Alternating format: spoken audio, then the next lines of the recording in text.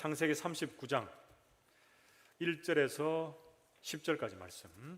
제가 가진 성경으로는 구약 성경 60쪽쯤에 있습니다. 창세기 39장 1절에서 10절 말씀을 한 절씩 교독을 하겠습니다. 제가 먼저 1절 읽습니다. 요셉이 이끌려 애굽에 내려가매 바로의 신하 신위대장 애굽 사람 보디발이 그를 그리로 데려간 이스마엘 사람의 손에서 요셉을 산이라.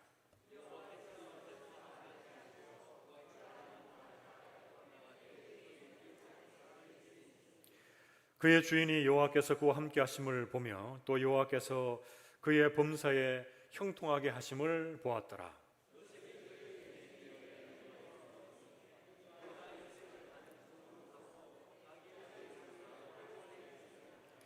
그가 요셉에게 자기의 집과 그의 모든 소유물을 주관하게 한 때부터 여호와께서 요셉을 위하여 그 애굽 사람의 집에 복을 내리심으로 여호와의 복이 그의 집과 밭에 있는 모든 소유에 미친지라.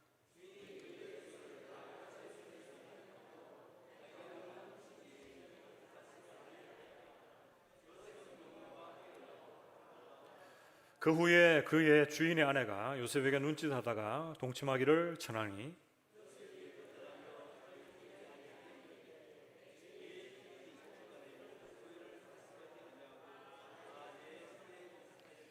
이 집에는 나보다 큰 이가 없으며 주인이 아무것도 내게 금하지 아니하였어도 금한 것은 당신뿐이니 당신은 그의 아내임이라. 그런즉 내가 어찌 이 큰 악을 행하여 하나님께 죄를 지으리이까.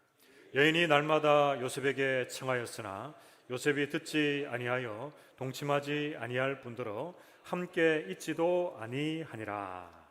아멘. 우리 좌우에 계시는 분들과 한번 인사하고 말씀을 들읍시다. 이렇게 인사하겠습니다. 말씀의 은혜 받읍시다. 우리가 복음의 기초, 이 하나님 나라의 영광스러운 복음에 대해서 한 10주 정도 말씀을 살폈습니다. 이제 그 시리즈는 마쳐지고요. 이제는 오늘 본문 말씀처럼 하나님을 만난 사람들, 인물 설교를 몇 주간 하려고 합니다. 우리가 9월 마지막 주를 지나면서 이제 10월 달에 가면 만남의 달로 우리 태신자를 만나서 전도해야 되는데, 그때 우리에게 있어야 될 것이 무엇인가 돌아봤을 때 하나님께서 성경에 여러 인물들을 친히 만나주셨고 그들에게 역사하셨고 또 우리에게도 하나님께서 만나주신 은혜의 증거들, 그 기억의 현장들이 있습니다. 그래서 그 은혜를 다시금 되돌아보면서 우리도 하나님 이렇게 뜨겁게 만났고 우리가 전도할 그 영혼들도 이런 하나님을 만나게 될 것을 기대하며 소개하자라고 하는 의미에서 이렇게 하나님을 만난 사람들 시리즈를 나누려고 합니다. 여러분, 이 말씀을 통해서 여러분들이 지금까지 알고 계셨던 그 하나님 더 뜨겁게 만나시고 그 하나님의 만남에 대한 것들을 또한 증거할 수 있는 저와 여러분이 되시기를 주님의 이름으로 축복합니다. 여러분, 이 세상에는 많은 사람들이 성공하기를 원합니다. 인생의 낙오자나 실패자가 되기를 원하는 사람은 아무도 없습니다.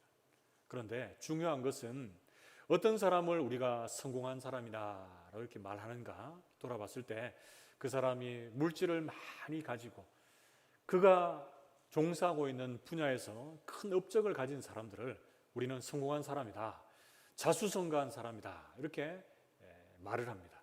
그런데 오늘 본문에서 보면 오늘 본문에서도 우리가 얘기하는 성공, 이 성공한 사람이 나오는데요. 우리가 읽었던 본문 말씀에 형통이라고 하는 단어가 많이 나오는데 이 형통을 영어로 하면은 성공이라고 번역할 수 있습니다. 그런데 이 성공은 세상 사람들이 말하는 그런 성공이 아닙니다. 이 성공은 믿음 안에서 하나님께서 함께 하심으로 되어지는 형통, 성공인 줄로 믿습니다. 우리는 그 요셉의 삶을 하나하나 알아가면서 우리에게도 큰 또 이 형통의 삶을 기대하는 시간이 되었으면 좋겠는데요. 여러분, 우리 부모의 세대들은 자녀들에게 늘 기도합니다. 우리 자녀들이 복받고 하나님의 주시는 그 형통의 삶을 살았으면 좋겠다. 늘 이렇게 기도합니다. 그래서 주님, 우리의 자녀들이 이 요셉과 같은 형통의 삶을 살았으면 좋겠습니다. 이렇게 기도하면서도 또 한편으로 어떤 기도합니까? 요셉의 인생을 돌아보면 종으로 팔리고 감옥에 갇히기도 하고 많은 어려움들을 겪었습니다. 그렇기 때문에 그 어려움들은 만나지 않고 좋은 길로만 갔으면 좋겠습니다. 이렇게 기도를 하시는 부모님들이 있는데요. 여러분, 우리가 인생의 길을 갈 때 고난이 있습니까? 없습니까? 고난이 따라올 수밖에 없습니다. 그러나 하나님이 함께 하시는 그 길은 고난도 비껴갈 것이고 고난도 이기게 될 것이고 하나님이 함께 하심이 가장 큰 형통 중에 형통인 줄 믿습니다. 여러분, 오늘 본문의 2절 3절 우리가 암송 말씀을 읽었지만 창세기 39장 2절 3절 말씀에 보면 요셉의 인생을 이야기하면서 요셉이 형통했더라라고 하는 말 앞에 계속적으로 반복되어 있는 말이 뭡니까? 하나님께서 어떻게 해요? 함께 하심으로 요셉이 형통한 삶을 살았더라, 이렇게 말씀해 주고 있습니다. 하나님께서 요셉과 함께 하셔서 형통한 삶을 살아간 것처럼 하나님께서 우리와 함께 하시기 때문에 우리도 형통한 인생으로 살아가게 될 줄로 믿습니다. 오늘 본문의 요셉의 인생 하나하나 살피면서 요셉의 삶을 형통한 길로 인도하셨던 그 하나님, 요셉이 어떠한 모양으로 믿음의 길을 걸어가서 하나님께서 그 길을 형통케 하셨는가 살피면서 우리가 진정한 형통의 조건이라고 할까요? 비결이라고 할까요? 그 말씀을 나누며 은혜를 받겠습니다. 먼저 첫 번째로 요셉이 형통한 삶을 살아낼 수 있었던 이유, 첫째는 뭡니까? 첫째, 요셉이 끈기 있는 인내의 사람이었기 때문에 그렇습니다. 우리 같이 한번 따라해 봅시다. 끈기 있는 인내의 사람. 그렇죠. 창세기 37장 말씀을 보면 그의 아버지 야곱이 요셉을 그의 형과 그들이 양떼를 잘 치고 있는지 돌아보라라고 이렇게 심부름을 보냅니다. 그런데 그 심부름을 보낸 그 시간들 속에서 요셉이 순종하며 나아가는데 헤브론에서 세겜까지의 거리로 이동을 해요. 근데 그 거리가 여러 자료들을 참고해 보면 한 70에서 100km 되는 먼 거리입니다. 근데 그 거리를 이동했는데 형들을 만납니까? 형들을 만날 수 없었습니다. 방황하고 있는 그때에 어떤 사람이 너희 형들은 저기 지금 도단에까지 갔다. 이 도단은 그곳에서 한 20km, 30km를 더 가야 되는 북쪽에 있었습니다. 이 요셉의 마음이 어떻을까요? 한참을 달려온 이때에 형들을 만나지 못하고 있을 그때에 또 더 가서 형을 만나야 된다. 형들을 만나야 된다라고 했는 말을 들었을 때 요셉의 마음에는 어찌 보면 좀 힘들고 어려운 마음들도 있었을 겁니다. 그러나 아버지의 그 심부름에 순종하는 마음, 끝까지 자신에게 맡겨진 그 일들을 감당하고자 하는 그런 인내의 마음으로 그 길을 갑니다. 그래서 형들을 만나게 되는 부분들을 우리가 좀 이따 살피게 될 텐데요. 저도 군 생활할 때 이런 기억들이 있습니다.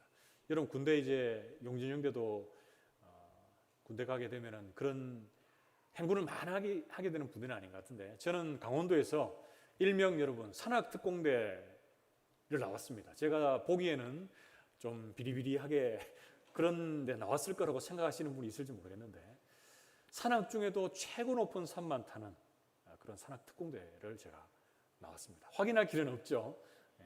근데 제 다리를 보면 좀 그럴 것 같습니까? 제가 군대 가기 전에 많이 이렇게 자전거를 많이 타서 그런데 가도 거뜬하게 이겨낼 것이라고 하는 자신감이 있었습니다. 그런데 가보니까 그게 아니에요. 여러분, 산을 등산하면 보통 오르막 그 각도가 높아봐야 얼마나 높겠습니까? 그런데 거기는 거짓말 하나도 안 보태고 높이가 80도 가까운 그런 높은 곳을 가는 거예요. 80도 하면 여러분 90도가 이거니까 80도는 거의 뭐 절벽에 가까운 그런 길을 가죠. 그리고 산 정상을 올라가는데 돌아도 끝이 없습니다. 계속적으로 돌아가는 거예요. 근데 제가 또 이 화기분대라 그래서 여러분 람보 영화 보시면은 M60 기관총 보셨죠? 지금은 그게 다 다른 화기로 바뀐 걸로 알고 있는데 군장을 메고 그 화기를 위에다가 얹습니다. 그러면 그 몸무게를 포함한 하면 안 되겠죠. 몸무게 빼고 그 무게만 해도 한 50kg, 60kg를 치고 가야 되는데 얼마나 힘들겠습니까? 걷는 거 자신 있다 이렇게 신고식 할 때 얘기했는데 내가 한번 두고 봐라 라고 하면서 이 고참들이 원래 이 막내는 잘 안 시키거든요. 근데 가장 높고 험한 골짜기에서 저에게 그 M60을 탁 얹어 놓는데 제 두 다리가 정말 철썩 주저앉는 것처럼 그렇게 힘들었습니다. 그래서 겨우 가다가 어느 정도 다 왔는가 싶어서 고참한테 물으니까 다 왔대요. 다 왔다 그래가지고 아유 이제 다 왔구나 싶어가서 저는 안도의 한숨을 내쉬면서 이 수통에 물을 막 좀 많이 마셨는데 수통에 물을 마실 때 이 고참에 여러분 개머리판, 이 욕이 아니고요. 이 총에 보면 개머리판이 있습니다. 이 개머리판으로 제 머리를 완전 때리는 거예요.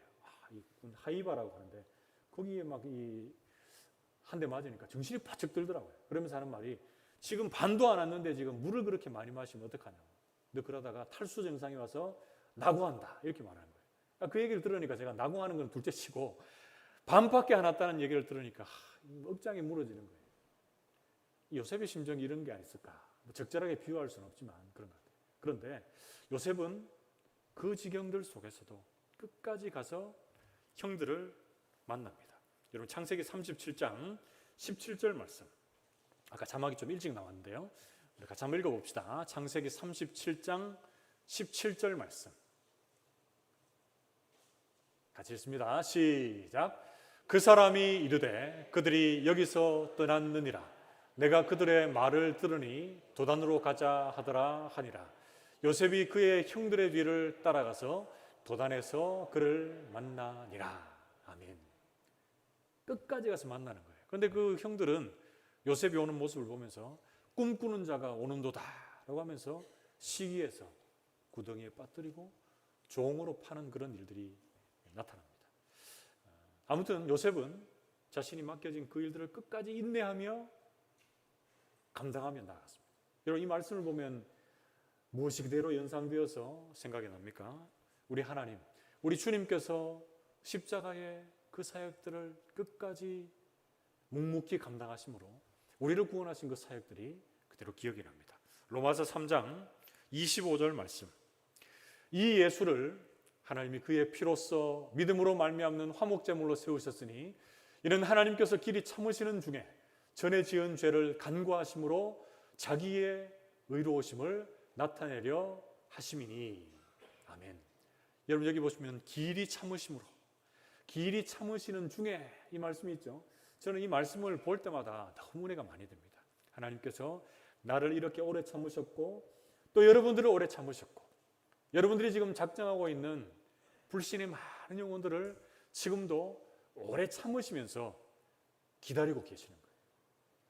여러분들이 믿음 생활을 하면서도 그 영혼들을 바라볼 때 때로는 이런 마음이 있을 수 있습니다. 제 영혼 언제 주님 만날까? 너무 마음이 답답해서 낙심하기도 하고 또 쓰러져서 전도하지도 않고 기도하지도 않을 때도 있는데 여러분 이번 기회에 여러분들 하나님 앞에 간절한 마음으로 인내하며 그 영혼들을 위해서 전도하며 기도할 수 있는 시간 되시기를 축복합니다. 여러분 전도법 중에 고구마 전도법이라고 들어봤습니까? 우리가 고구마를 삶으면 먹기 바쁘죠. 근데 먹기 전에 꼭 해보는 게 뭡니까? 잘 익었는지 안 익었는지 찔러보죠. 찔러봐서 안 되면 어떻게 됩니까? 기다려야 되죠. 안 익었는데 먹으면 그 익었을 때의 그 참맛을 느끼지 못하는 거예요. 그래서 이 고구마 전도법은 어떤 분이 이제 개발했다고 할까요? 그런데 계속 찔러보는 거예요. 찔러봐서 익을 때까지 찔러보는 그분의 마음이 얼마나 힘들 때가 있었겠습니까? 그러나 때로는 반대의 상황을 만나기도 하고 때로는 그 상황들이 내게 힘겨움을 주기도 하지만 익을 때까지 찔러보다가 그 영혼을 이 자리로 인도하는 거예요. 저를 전도했던 친구도 제게 뭐 한두 번 얘기했겠습니까? 계속 찔러보는 거예요. 하나님의 때가 되면 주님께로 나오는 거죠. 여러분 계속 찔러도 안 되는 거 어떡합니까? 안 되는 거 어떡할 수 없죠. 우리의 힘으로 안 됩니다. 그러나 찔러보지도 않고 기도해 보지도 않고 포기하면 이건 문제가 되는 것이죠. 기도할 때도 마찬가지입니다. 여러분 하나님의 응답은 우리가 기도하는 제목대로 그대로 응답되고 우리가 예를 들어 작정해서 기도하면 그 작정한 시간대로 그대로 응답이 됩니까?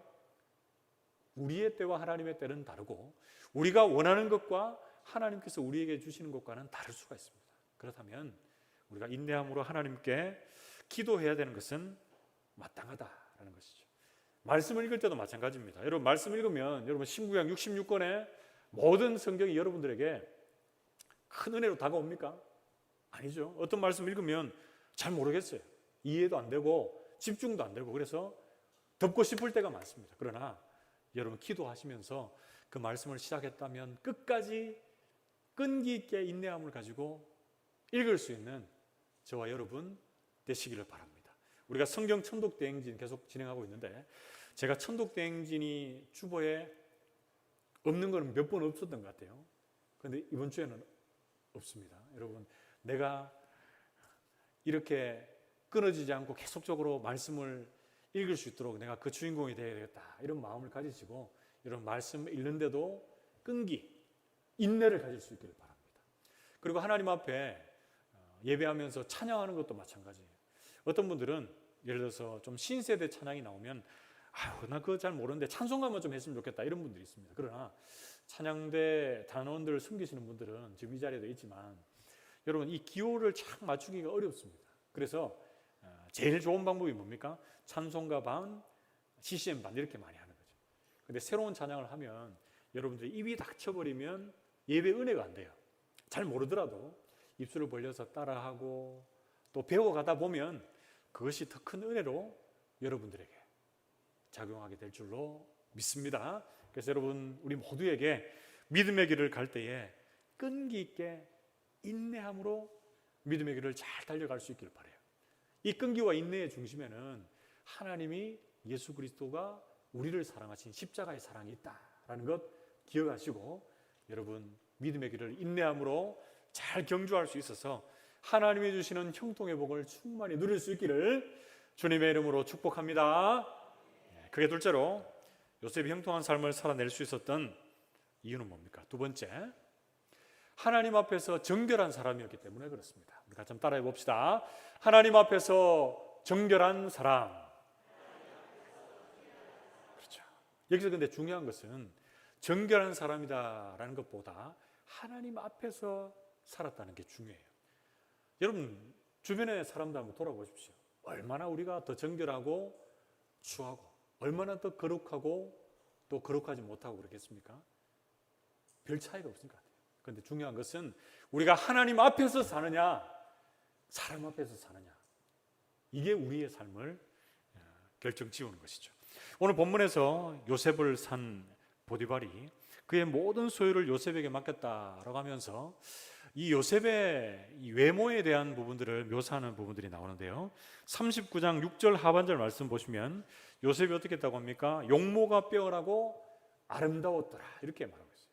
여러분 남자들한테 이 아름다웠더라라는 말은 잘 안 하는데 이 영어 성경에서 찾아보면 요셉이 잘생겼고 또 체격도 좋았더라 이렇게 번역하고 있습니다. 그래서 그 용모와 체격 앞에 어떻게 하는 거죠? 7절에 이 보디발의 아내가 계속적으로 동침하자라고 이렇게 유혹을 합니다. 그때 요셉의 반응을 우리가 주목해 봅시다.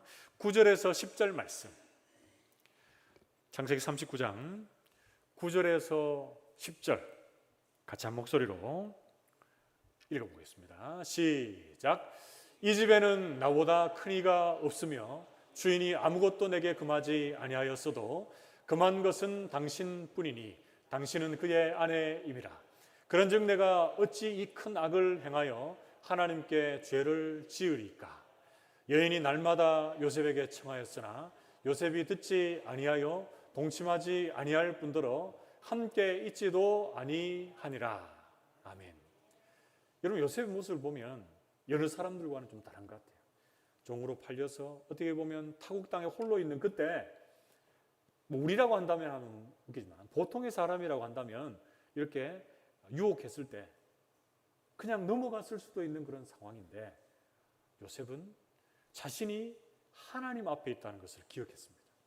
내가 하나님 앞에서 어찌 큰 악을, 큰 죄를 행하겠습니까? 이렇게 말씀합니다. 그러면서 날마다 유혹하는 이 보디발의 아내의 거품을 떠나서 이 옷을 막 잡아당기고 했었겠죠. 그 옷을 벗어버리고 함께 있지도 아니하더라. 어떻게 보면 근처에도 가지 않았다라고 성경 말씀합니다. 요셉이 이렇게 단호하게 거절할 수 있었던 첫 번째 이유는 앞서 얘기했지만 자신이 하나님 앞에 있었다라는 것을 기억했고요. 두 번째는 자신이 하나님 앞에 연약한 자다. 나는 언제라도 유혹에 넘어갈 수 있는 연약한 자다. 죄인이다 라고 하는 것을 기억했기 때문입니다. 여러분, 그런데 오늘날 우리는 어떻습니까? 이 세상에 보면 인터넷, 이 방송 매체들을 보면 우리를 유혹하고 넘어가게 하는 환경들이 너무나 많아요. 그런데 그 환경들 속에서 우리가 나는 믿음 안에 굳건히 잘 서 있다. 나는 어떤 상황에도 넘어지지 않는다. 이런 말하는 사람이 가장 첫 번째 넘어질 수 있습니다. 고린도전서 10장 12절 말씀에 보면 그런즉 어떻게 합니까? 선줄로 생각하는 자는 넘어질까 조심하라. 그러니까 선줄로 생각하는 자는 다르게 얘기하면 나는 괜찮다 이렇게 생각하면서 어찌 보면 믿음의 이 교만, 이 가득 차 있는 사람들 넘어지기 딱 좋다는 거죠. 우리가 신앙생활을 잘하고 있다고 생각할 때 내 인생이 아무런 문제가 없고 형통합니다 이렇게 생각할 때 우리는 어떻게 됩니까? 더 조심해야 되죠. 더 조심해야 되고 나의 말과 생각과 행동은 하나님 앞에 있다라는 것을 기억할 때 주님께서는 우리를 하나님의 쓰임받는 자리로 인도해 주시는 것입니다. 어떤 목사님이 이 죄에 빠진 인간들을 향해서 이렇게 비유했는데요. 저는 이 비유가 늘 마음속에 많이 와닿습니다. 죄에 빠진 인간, 하나님의 형상을 상실해버린 인간은 뭐가 떠가냐면 김 빠진 콜라와 같다. 콜라 이 자체는 안 좋은 거지만 김 빠진 콜라는 어떻습니까, 여러분? 맛이 없어요. 버려집니다. 뭐 콜라 좋아하시는 분은 김 빠진 콜라도 계속 드시는지 모르겠는데 우리 인생들, 특별히 믿음의 인생들, 이 세상에서 빛으로 소금으로 역할을 감당해야 되는 인생들 속에서 죄에 빠져 있는 자들은 버려지고 그 역할들을 제대로 감당할 수 없게 된다라는 것이죠. 우리 모든 성도들이 우리를 수시로 넘어뜨리려고 하는 많은 죄악들 속에서 내가 하나님 앞에 있다라는 것을 기억하고 또 내가 연약한 자다. 주님의 도우심이 없으면 나는 죽습니다. 라고 하는 이런 절박한 심정으로 주님 앞에 나아가서 여러분 유혹 가운데서도 하나님 앞에 믿음으로 든든히 서 있을 수 있도록 하나님 우리의 삶을 늘 정결하게 돌아볼 수 있는 우리 모든 성도들이 되시기를 주님의 이름으로 축복합니다. 여러분 죄를 짓는 것, 이 잘못한 것인데 죄를 짓는 것이 문제지만 더 큰 문제는 뭡니까? 죄를 지어놓고 그것이 죄인지 모르는 것이 가장 큰 문제입니다. 그래서 내가 하나님을 떠나 있고 하나님이 기뻐하지 않는 자리, 하나님이 싫어하시는 자리에 있는데 그것이 내가 죄악된 자리에 있다는 것을 모르는 게 그게 바로 죄입니다. 그리고 그렇다 보니까 그 죄를 계속적으로 반복하게 되고 더욱더 심각한 죄의 자리에 서게 되는 것, 그것이 죄입니다.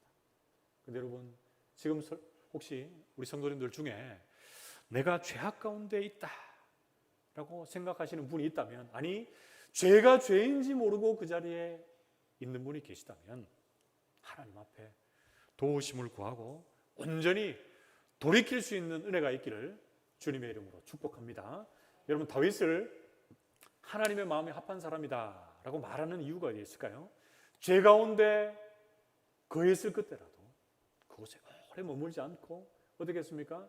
나단 선지자의 책망 가운데서 진심으로 회개하고 돌아온 것이 하나님 마음에 합한 자다, 이렇게 평가할 수 있게 되는 것이죠. 여러분 시편 51편 10절 말씀에 다윗이 이렇게 고백합니다. 하나님이여 내 속에 정한 마음을 창조하시고 내 안에 정직한 영을 새롭게 하소서. 아멘. 우리가 계속 시편을 살피면서 다윗의 시편을 보고 있는데요. 여러분 다윗의 인생을 붙잡고 계시는 그 하나님, 놀라우신 분이시죠. 전능하신 분이시죠. 그 주님 앞에 자신의 죄가 드러나게 됐을 때에 진심 어린 고백이 바로 이 고백입니다. 주님, 내 속에 정한 마음을 창조하시고 나를 정직한 영으로 새롭게 해주십시오 라고 하는 고백. 마음을 찢고 회개하며 주님 앞에 삶의 변화의 자리까지 이루면서 나아간 것이 바로 이 다윗의 모습이었다라는 것이죠. 우리 모든 성도들이 이 세상의 많은 죄의 유혹들 앞에서 하나님 앞에 있음을 기억하고 나의 약함을 온전히 고백하며 주님 앞에 나아갈 뿐 아니라 시시로 찾아드는 이 많은 유혹과 죄의 미혹들 앞에서 하나님 앞에 내가 정한 마음을 가지게 달라고, 내가 죄악 중에 거했을 그때라도 하나님 나를 새롭게 하셔서 하나님 앞에 온전히 세워달라고 주님 앞에서 많이 기도하고 하나님의 은혜와 도우심을 구할 수 있는, 그래서 진정한 형통의 자리에 머물 수 있는 우리 모든 성도들이 되시기를 주님의 이름으로 축복합니다. 셋째로, 요셉이 형통한 삶을 살 수 있었던 것은 무엇 때문에 그렇습니까? 환경을 넘어서는 은혜의 사람이었기 때문에 그렇습니다. 그러니까 한번 따라해 봅시다. 환경을 넘어서는 은혜의 사람. 그렇죠. 여러분, 세 가지를 했는데 첫 번째는 뭐였습니까? 첫 번째, 끈기 있는 인내의 사람. 두 번째는 하나님 앞에 정결한 사람. 그리고 세 번째는 환경을 넘어서는 은혜의 사람. 이 세 가지를 했는데요. 여러분, 이 세 가지의 모든 요건들이 있는데 이 중에 공통적으로 있어야 되는 게 뭡니까? 단서가 붙어야 돼요. 하나님이 함께 하심으로 이런 사람이 되어야 된다는 것이죠. 그게 더 중요합니다. 자, 그러면 요셉이 지나온 환경들을 여러분 하나하나 살펴볼 필요가 있는데요. 앞서 잠시 얘기했지만 요셉은 편하고 잘 먹고 잘 살 때가 별로 없었던 것 같아요. 형들의 시기를 받아서 종으로 팔리죠. 종으로 팔리면서 또 어떻게 됩니까? 이 보디발의 아내의 또 거짓말 때문에 감옥에 갇혀집니다. 그러나 하나님께서는 요셉이 가는 곳곳마다 어떻게 해주십니까? 사람을 붙여주시고 은혜를 주세요. 이 보디발을 만난 그 장면을 성경은 어떻게 말하고 있습니까? 창세기 39장 4절 말씀에 요셉이 그의 주인에게 은혜를 입어 섬기매, 이렇게 말씀하고 있습니다.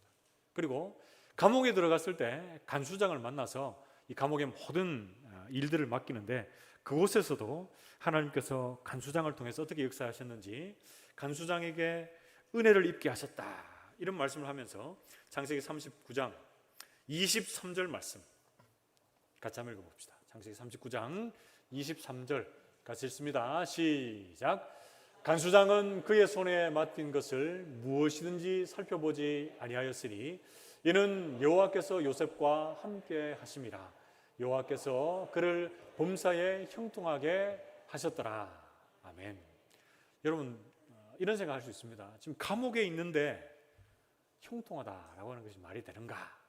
이렇게 말할 수 있는데, 여러분, 우리가 있는 곳이 초막이나 궁궐이나 주님 모신 그곳이 하늘나라라고 하는 이런 찬송도 있듯이 하나님께서 함께 하시고 하나님께서 사람들을 붙여주셔서 은혜를 주시면 환경을 뛰어넘어서 하나님의 일에 귀하게 쓰임받는 하나님의 사람이 될 줄로 믿습니다. 여러분, 환경 속에 여러분 지금 어려움을 만나고 있습니까? 여러분, 그 순간 속에서 그 환경에 빠져서 낙심하면 아무것도 될 것이 없습니다. 그러나 환경보다 더 크시고 환경 그 너머에 계시는 우리 주님 바라보면 그 모든 환경들을 이기고 하나님 주시는 은혜 가운데 머물게 될 줄로 믿습니다. 여러분, 요셉을 보십시오.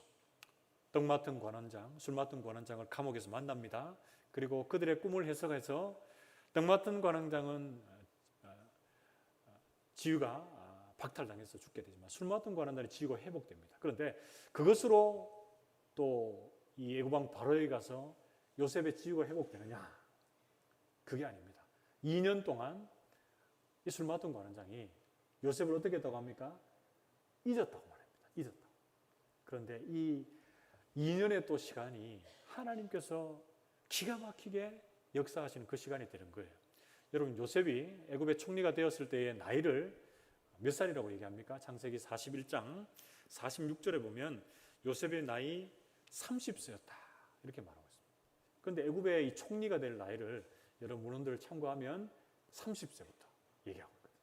하나님께서는 가장 좋은 그때에 하나님의 사람을 하나님의 도구로 사용하시는 것이죠.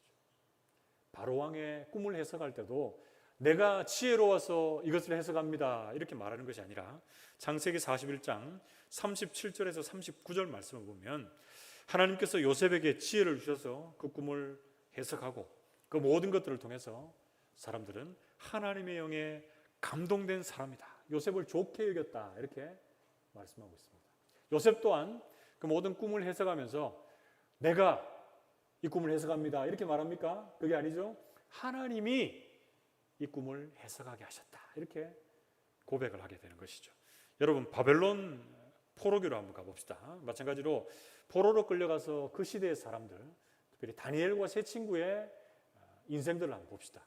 그곳에서 하나님께서 우상에 드린 그 음식들 앞에서 뜻을 정하여서 그 음식을 거부할 수 있었던 이 다니엘의 그리고 그 친구들의 모습을 또 어떻게 소개하고 있습니까? 다니엘서 1장 9절 말씀. 다니엘서 1장 9절. 하나님이 다니엘로 하여금 환관장에게 은혜와 긍휼을 얻게 하신지라. 아멘.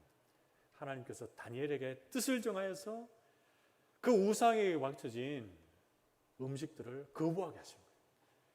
그런데 환관장 입장에서 보면 그렇게 했을 때 이 소년들, 다니엘과 친구들의 얼굴이 초췌해지면 자신이 목이 달아난다 이렇게 해서 처음에는 좀 거부하는 듯하지만 다니엘과 그 친구들이 10여일 우리들은 채식만 하고 나머지 사람들은 왕의 그 식탁에 차려진 우상에 바쳐진 그 음식을 먹고 얼굴을 비교해 보십시오. 그런데 실제적으로 열흘이 지나서 보니까 다니엘과 그 친구들의 얼굴이 더 좋게 보였다라고 성경은 말씀해주고 있습니다. 그래서 하나님은 다니엘과 그 친구들을 더욱더 높이 쓰는 그런 말씀들이 다니엘서에 이어지고 있습니다. 여러분, 오늘날 우리의 인생들 속에서 만나는 많은 어려움들 속에서도 여러분들의 생각과 여러분들의 지혜에 갇혀서 낙심하지 않기를 축복합니다. 하나님께서 사람을 붙여주시고 은혜를 주셔서 그 어려움들을 이기게 하실 그 날들을 기대하는 저와 여러분 되시기를 축복합니다. 여러분, 저의 사역을 시작할 즈음에 간증 여러분 짧게 한번 나누고 말씀을 정리하겠는데요.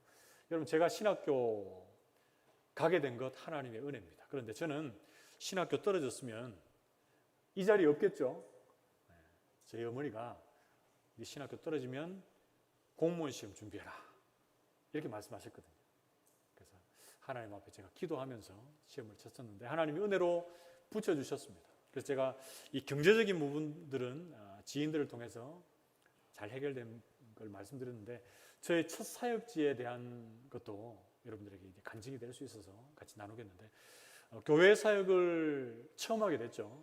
선교단체의 간사로는 한 2, 3년 정도 사역해서 교회의 사역들은 잘 알고 있었는데 제가 교회 사역은 본격적으로 처음이었습니다. 그래서 저희 모교회 목사님은 한 6개월 정도 학업에 열중하고 또 공부하면서 배우라 이렇게 말씀하셔서 그렇게 저는 마음 먹고 사역을 몇 달 쉬고 있었는데 주변에서 자꾸 얘기하는 거예요.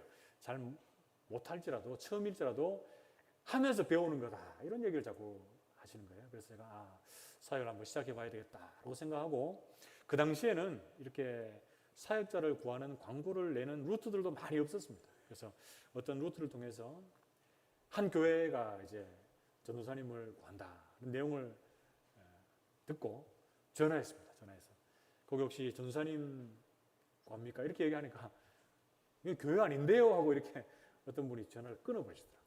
제가 그 전화를 받고 나서 전화 통화를 하고 나서 마음이 너무 힘들어가지고 이거 교회 내가 갈 교회가 아닌가 이렇게 생각했는데 같이 이제 교제하고 있는 전사님 중에 발이 좀 넓은 분이 있었는데 그분이 이 교회 대구에 이제 사역자를 청빙하는 곳을 소개해 줬는데 제가 전한 그곳이 바로 이 전사님 소개해주는 그곳인 거예요. 그래서 이곳을 하나님께서 인도하시겠구나 이렇게 생각하고 이제 학교 금요일까지 수업하고 내려가서 바로 이제 원서 내고 면접을 보게 됐는데 그 목사님이 또 감사하게도 저희 모교회 출신 목사님이셨어요.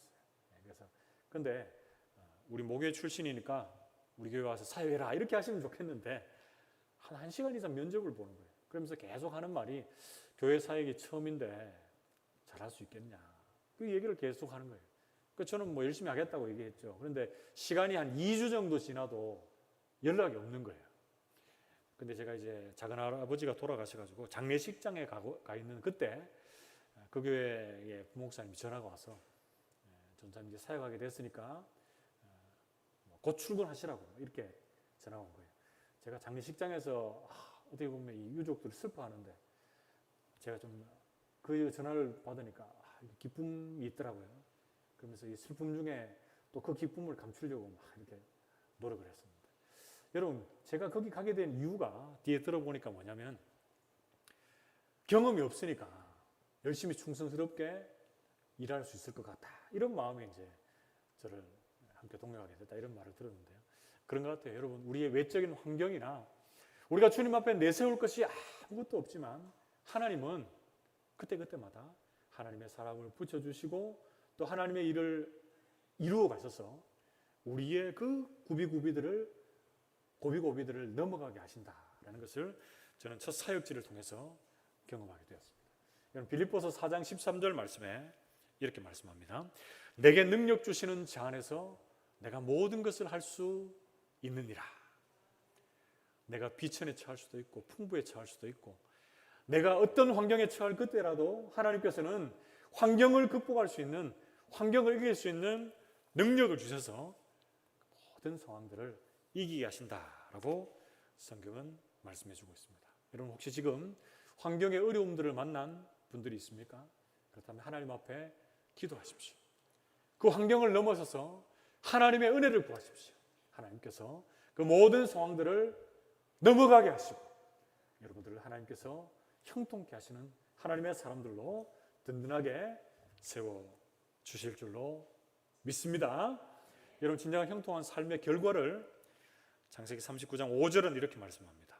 그가 요셉에게 자기의 집과 그의 모든 소유물을 주관하게 한 때부터 여호와께서 요셉을 위하여 그 애굽 사람의 집에 복을 내리심으로 여호와의 복이 그의 집과 밭에 있는 모든 소유에 미친지라 이렇게 말씀합니다.